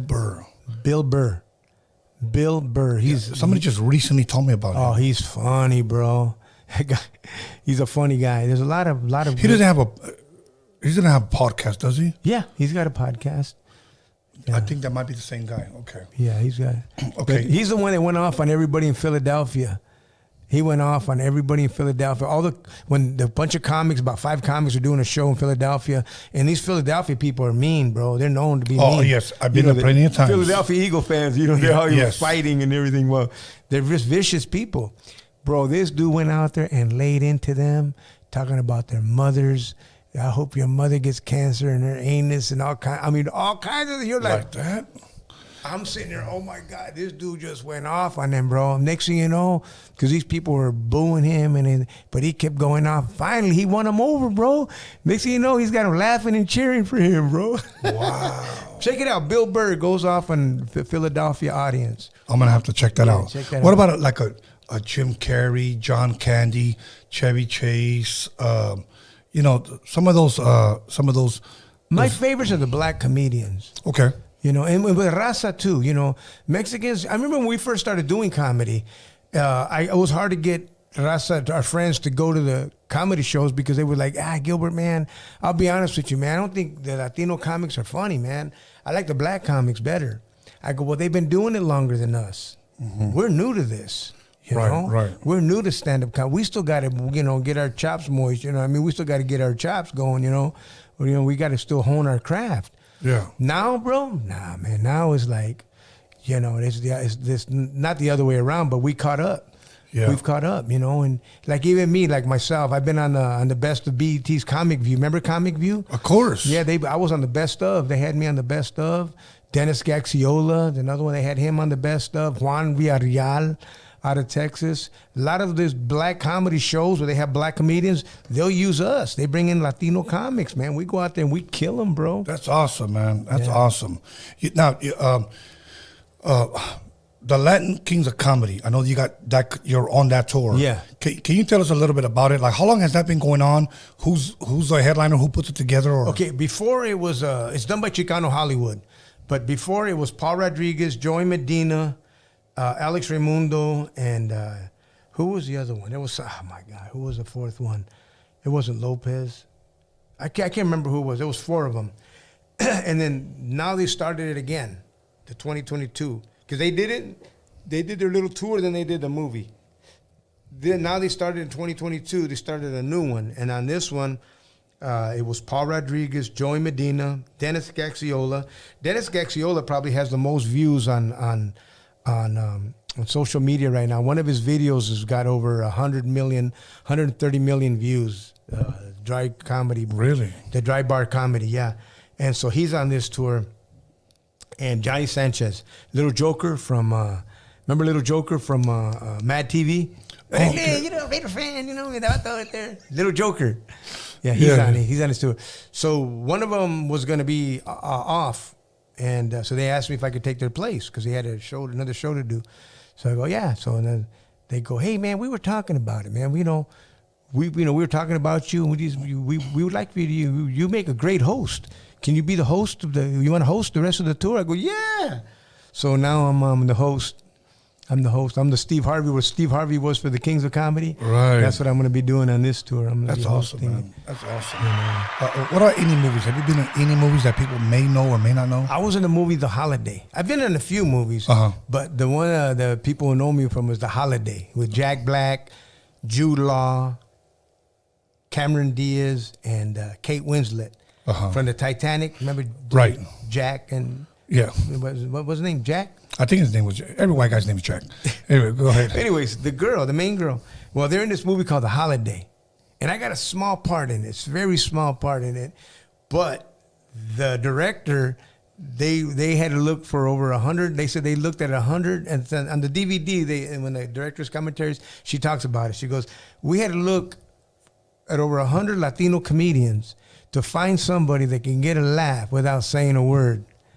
And we found Gilbert. What? Yeah, I had to get a laugh without saying a word, bro. Just with my eyes, you know what I mean? And they got it. They got it. So really? Yeah, and it was a trip because I got mad when I went for the interview because I had to drive to Burbank from Wilmington, bro. Right. I know. I drove at least 7 years because when I was signed to Disney, that's where the building's at, you know. And I was driving from 90 to 97. To the radio station? No, to Disney, the company. Oh, okay. Yeah. Okay. So we had the same drive. Yeah, well. It sucks. But I had to go out there, and here was the audition. I walked in there. Everybody in there looked like me. They had all these, and all of my friends, all the comedians were in there. We all know each other, so we were all in there. And so they were calling us, and we walk in there, and here's the audition. Okay, thank you. I'm like, what? That's it? That was it? That was it. I drove all the way from Wilmington over here. I could have done that at Wilmington. I mean, from Wilmington, And so what they do is when they have a cattle call, then that means they bring everybody in that they, how many people fit the description that they need. And then from there, they narrow it down. They do callbacks. They call back the people that they want to see again. Right. So they called me back, and I was like, I ain't going back. I ain't going back for that. That was ridiculous. Yeah. You know what I mean? So I was like, no. You went like this. I'm going to use that, bro. Because I tell the story on stage, but I just make it funny. Anyway, so I go, I'm going to use that. Thank you. Just write me a check because I just made it up right here live. So, all good. Yeah, I told them, tell them I'm busy, man. So they did. They told them I'm busy. They had the callbacks. So next thing I get a phone call. They go, Gilbert. They narrowed it down to one guy. Right. Turns out it was Steve Trevino, this friend of mine. He's a comedian, very funny comedian, Steve Trevino. And so they go, Gilbert, they want to see you. They want the director to see you. They liked you. I go, all right, I'll go back. They go, so I had to go to Sony Studios. And I walked in this big old office, bro. And the lady director, she was the most successful director in Hollywood history. Her name is Nancy Myers. Yeah. Michael Myers' sister. Yeah, his carnala. That's why everybody's afraid of her, man. Yeah, exactly. And bro, she had a desk this big, bro. And I'm in there trying to make her laugh, trying to clown. She wasn't having it, bro. She wasn't even laughing. I go, forget you, lady. Shoot, yeah, I come all the exactly. way down here, you know what I mean? I thought, you need me. Exactly. You need me. Don't you know I am? I'm Mr. Yeah, exactly. And so anyway, she goes, I left and everything. And Steve was right there. I go, hey, what's up, homie? We shook hands and everything and all that. I get home, bro. And then they said, hey, you got the part. I go, oh, okay, cool. They go, we're going to pay you $4,000 to hold you for the week. And I was like, all right, no problem. And I hung up the phone. I started screaming. I go, honey. I go, hey, honey, remember that $500? Because we just gave $500. The situation happened where I did this church thing where I ended up telling them, I ripped up the check. If something told me, it's like God told me rip up the check, man. So I did. I go, honey, God's going to take care of us. I go, honey, God just turned that $500 into $4,000 right now. She was all happy. And then I did it my first scene. I was played a gardener. I don't know why, but I was playing a gardener, bro. I go, me, a gardener, And then so I had a little leaf blower, you know what I mean? I was like, I was all trying to, get on camera time, but I was just in the background. And then so the next day the scene was going to be in Pasadena outside. But they called me that night and they go, Gilbert, we can't do the scene tomorrow because Kate Winslet is in England and she's got the flu. So I had to wait for her to get better. 2 weeks. They had to pay me another $4,000, bro, for each week. Oh, that's good. That's $12,000 now, bro. Then when she came back, they go, all right, she's good now. All right, we're gonna, And then they went into they go, that night I get a call because it was raining. They go, Gilbert, we can't do shoot tomorrow because it's raining and the scene is an outside scene. And I'm like, all right, no problem. Call me when you need me. I hung up the phone. I go, I go, Lord, let it rain for 40 days and 40 nights. Let Noah's Ark up in here, right? So it rained for another week, bro. So now they had to pay me for another week, $4,000 for another week. And then for us to start shooting it, when it went into another week, I ended up making $20,000. $20,000 just for them to hold me, bro. Just to go, just for this little drive. That drive from Wilmington was worth it, bro. Yeah, I was like, and then they go, Gilbert, are you happy now? I was like,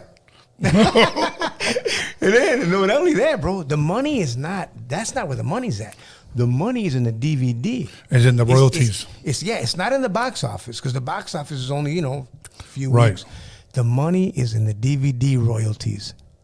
Bro, I made over $100,000. I'm still getting checks from that movie, homeboy. Yeah. Just for my sexy eyes. Yeah, exactly. That's awesome. And your tres flores. And my tres flores, bro. Oh, that's dope, man. That's, Yeah. that's good to hear, man. Did you actually get a chance to meet her? Oh, Like yeah. the- Oh, yeah. And Cameron Diaz, bro. Trip out on this. When I was on the set, the Cameron Diaz, because there was a scene with me and Cameron Diaz, and I did a scene with Kate Winslet, Okay. and then I had some words with her, and then I did a scene with Cameron Diaz and Ed Burns, and that was a scene where they were going at it, and she was accusing him of cheating. He just admit it, just tell me the truth, and I'm like. That's why they wanted that, like, you know, because I was gardening, I was doing my gardening, and the homeboy looks at me and he's like, she goes, just tell me the truth. So he looks at me, I'm like, you know, and that got a laugh. Bro. That was the first laugh of the movie. That's what the director said when that's what she goes, what you about Gilbert? She goes, we got the first laugh of the movie, and I knew it, you know. She goes, I got it, you know. She was happy because she got it, and so. Anyway, so they did their part. They had like 3.5 hours to do her scene because that's what they got to do. First, you do all the shots, and she does it over and over again, and they set up the cameras and all that stuff. And Hollywood's, you know, perfectionist. Then once that was done, they had to break everything down, point everything up to her. I'm sorry, they did his. She was up there in the balcony thing, looking out the window, and so they're shooting hers another 3.5 hours. So they're there for like 7 hours. These two actors. Just to one scene. So now they're done with them, and they go, okay, let's go. We're going to take you back to your trailers. And Cameron Diaz said, no, we want to help Gilbert do his part. So they sat there while they did their part again, just so I can get my part. Wow. That was cool of her. And when I was sitting there during the break, you know, during downtime, she came up to me, and she goes, hi, I'm Cameron Diaz, and shook my hand. And I go, hi, I know who you are, but I go, I'm Gilbert, you know. So she sat there talking to me. And I go, how's your dad doing? Because I used to read about her and her dad, Cubano, you know what I mean? So I go, how's your dad? His name was Emiliano.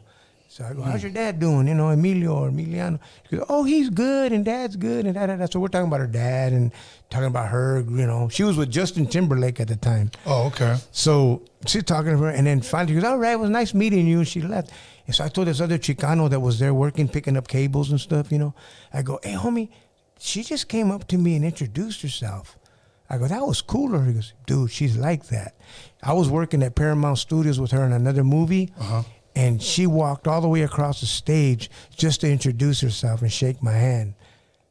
So she's really cool. I don't know if it's because we were Latinos and she wanted to make us feel, or she just liked that with everybody, but it's a very beautiful, humble person, man. Maybe she liked you. But you can't blame her, bro. Yeah, you know, I you got can't- that look, you know what I mean? Because I can do the dirty dog. Yeah, you know what I you mean? can't blame her at all. What about Kate Winslet? Kate, can you imagine her royalties just off the Titanic DVD? Oh my God, man, dude, she's making. Well, look, what I made well over 100,000 just for that quick. Well, my scene with her was a quick little. The winds were blowing. She goes, it's pretty windy today, huh? She called me a name. I forgot that. I don't even forget the name. And I go, oh yeah, it's the Santa Anas. You know what I mean? That was my line. The Santa Anas, and that was it. But she wasn't his friend. I was sitting right next to her at the coffee, you know, at the crafts table. I was sitting right next to her, and her assistant, she didn't say a word to me. You know what I mean? I mean, you know, she was talking to her assistant. Oh, all good. I don't need her. Okay, now, so you're retired today officially from prisons. Well, doing comedy shows at the prisons. I don't want to do them with organizations. I wouldn't mind doing it myself or with a church. But to do it with the way these guys did, they did it big. And it was just so tedious, bro. And you got to get all these clearances and you fill out all this paperwork. And I you know, bro, I've been doing this so long already. I'm tired of it, you know. Right. I just feel like, you know, I don't feel like going through all that, man. Doing stand-up comedy, do you find yourself burnt out yet? Yeah. Really? Yeah, you get burned out. Okay. You get burned out. What about writing material? Do you ever get writer's block? I never write.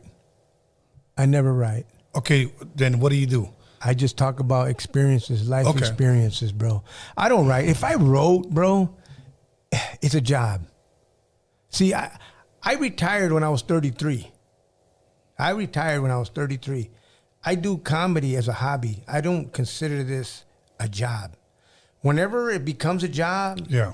that's why I lost interest in doing that, because it became like a job, filling out paperwork and all. I don't do that. I like to get up, talk trash, get my money, and go home. I don't want to hang around. People know me. I don't hang around. When I'm done, I leave. That's where you get in trouble. Yeah. You know what I mean? Too many drugs are offered to you. People are offering you shots of tequila. Women are offering you, you know, something else that you're going to have to get a shot for later. Yeah, exactly. No, for real, bro. You know, you got hyenas that, I'm over there talking on stage about being married, and they don't care, bro. They're up there. No, they don't. Grinding on me and all this stuff. And I'm like, stop it some more. You know what I mean? Stop it some more, dirty dog. You dirty dog. And I give him that look. Yeah, exactly. I'm like, no. He goes, that means see?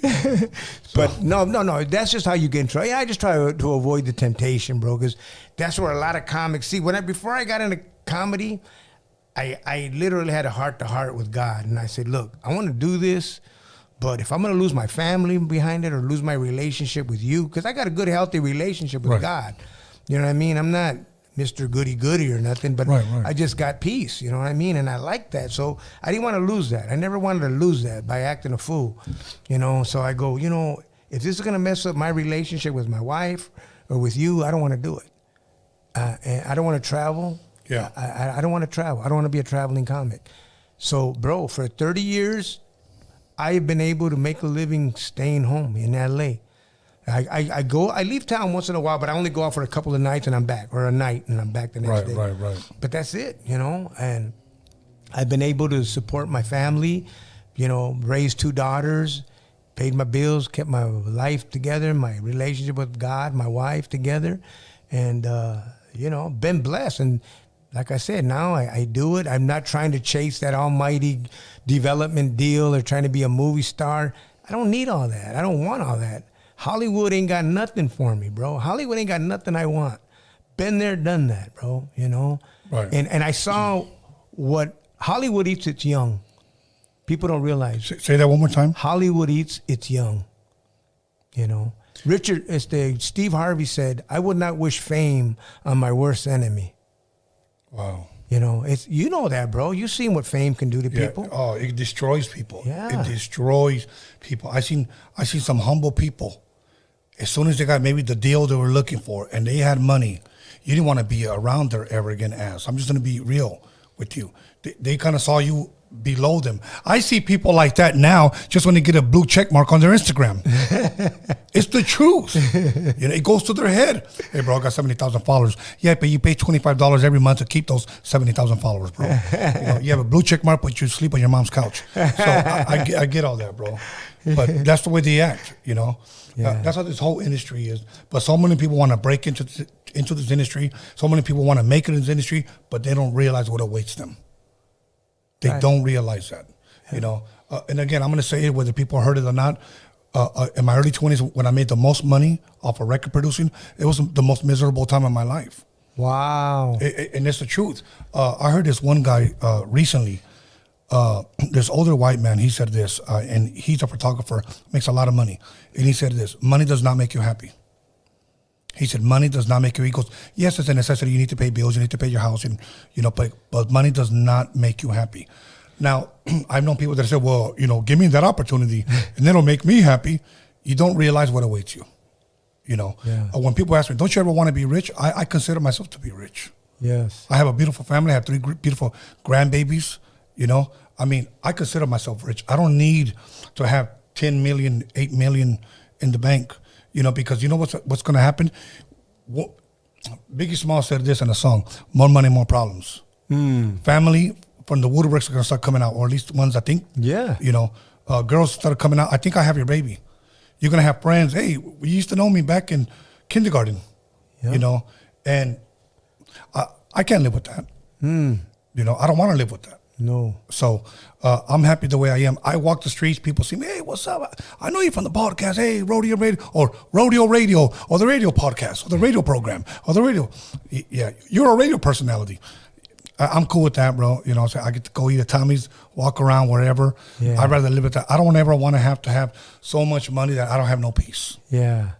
You know? Yeah. So I like where I'm at. I'm right at a place like sometimes I get recognized and I like it. I like it, but it's not like where I can't go anywhere, and people don't leave me. It's like it can become a problem. Like a lot of times when I go do a show, another reason I leave right after is because everybody wants to talk to you. And you can't talk to everybody. Yeah, you can't. Everybody's pulling you. You're trying to talk to this person, and this person wants to talk to you. And now you got to be rude and tell this person, hold up, and you're talking. Or then you got to be rude to this person. Hold on, I'm talking to this guy, and this guy's like, it's just everybody wants, and you can't blame them. So it's got its bad side and its good side. So it's just really, I like it right where I'm at. I'm right. I don't want to be the light. I want to be by the light. I don't want to be the guy with the spotlight. I don't want to wear the crown. I just want to hang around the guy, because heavy is the head that wears the crown. You know what I mean? I want to be next to the king. I don't want to be the king. Right. Let the king, let him deal with the problems. Yeah, well, we already have Burger King, so. Yeah, guys, that's all I need, Burger King, bro. So we're good. Okay, where can people expect to see you now? I know we got your Instagram up on the screen. Also, what is your Facebook? I got a Facebook that I do every night. Matter of fact, tonight. I do it on Sunday nights at 8 o'clock, and I play oldies. I mean, we play oldies, and then I have a girl named Lulu. She sings. Okay. And I tell stories, and this show started because I wanted to spend time with people who couldn't go anywhere, people who were sick, and they were bedridden, or they were taking care of somebody who was sick and bedridden, and people who were alone in their thoughts, because I realized that at night, people are most vulnerable because they're alone in their thoughts, and that's when they need somebody the most. And I got that because I read a story in the LA Times of a girl who would stay out late at night at these coffee shops, and she was a Bible study teacher. She was a university graduate. Her dad was the coach at Pepperdine. She looked like a Barbie doll, blue eyes, blonde hair, beautiful, perfect life. But then she started hanging around these all-night coffee shops. And next thing you know, she got into heroin. And she ended up overdosing, and she died. So I've always known that there are people that are out there late at night who don't sleep. And I go, that's a dangerous time. So I wanted to spend time with people like that. So I did this late night show. And I remember I was talking to Emilio Rivera from Sons of Anarchy. And we were on the phone. And he goes, hey, Gil, I like what you were doing, man, playing that music the other night. That was cool, man. I go, you know what, Emilio? I'm going to do that right now, man. I think I'm going to do that. So I went on there. I started playing music, talking to people and sharing stories, things that helped me in my life, inspirational stories that helped me in my faith. So, bro, I didn't realize, man, that there were so many people out there who were, lonely, who were dealing with depression or anxiety, right, or dealing with physical pain, or they couldn't leave because they were caretakers and they couldn't go nowhere, and people that were bedridden. I didn't realize how many people were in that condition.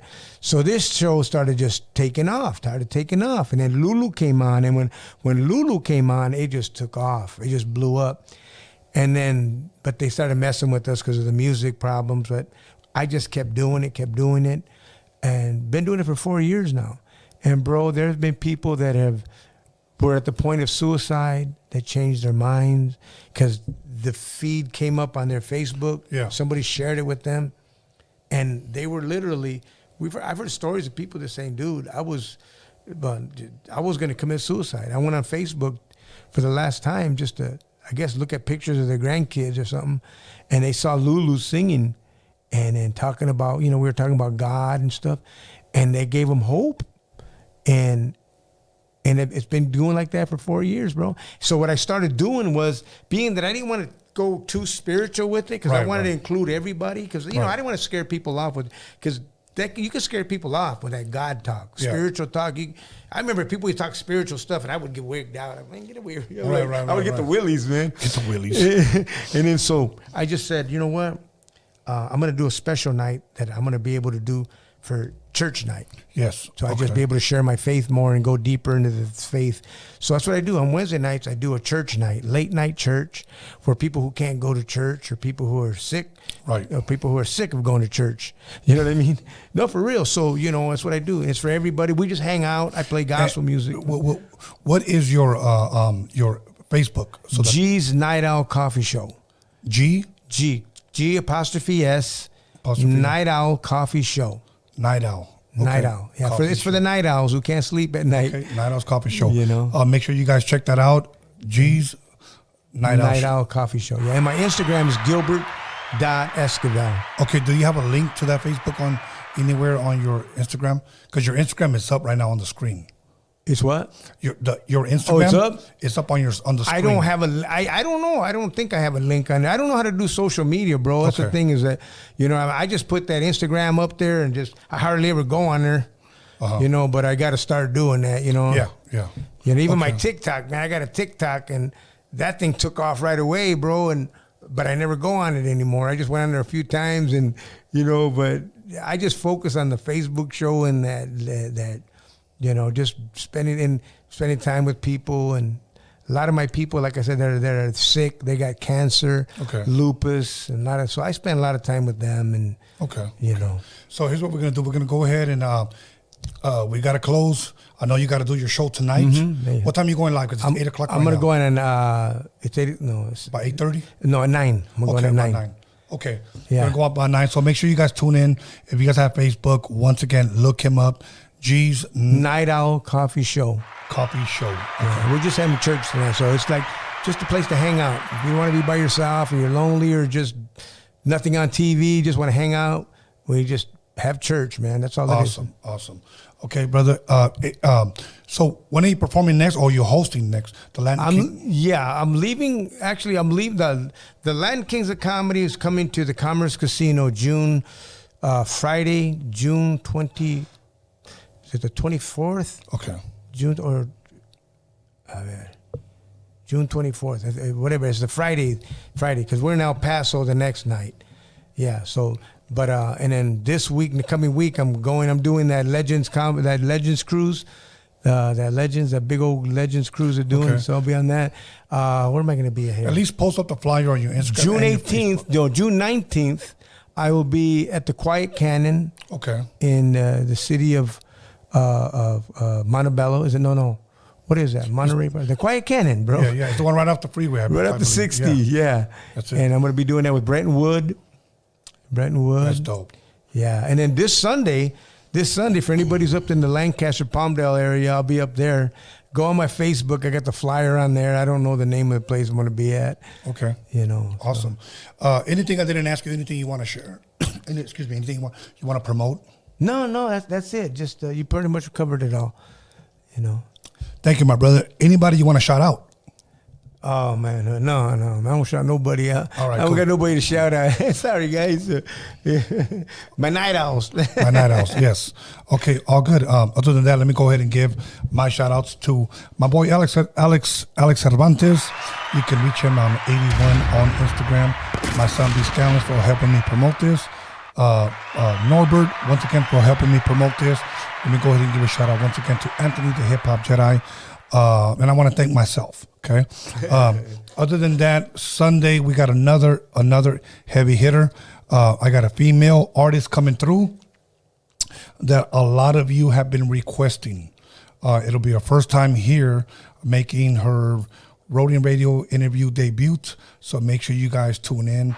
Let everybody know. I'll release the flyer hopefully tomorrow morning, or if not Thursday, Friday. I'm sorry. But yeah, so be looking out for that one. I'll go ahead and thank everybody on the live chat, everybody who liked, commented, subscribed. Other than that, much love, much respect to everybody who tuned in. Today we tuned in a little bit early because once again he has this this show on Facebook that he does, so I wanted to respect his time. So other than that, once again, be looking out for Sunday. We got another heavy hitter coming through. Alex, anything you want to share from the mic, or anybody donated or anything? Okay, whoever donated $5. American Cholo. Once again, said great show. Thank you, Gil. Much love, much respect. I'll be calling you tomorrow because I got a text message and I wasn't sure if I was supposed to reply or not or whatever. But I will be there in May. So you count me in. So once again, thank you guys. See you guys Sunday, 7 p.m. We out of here.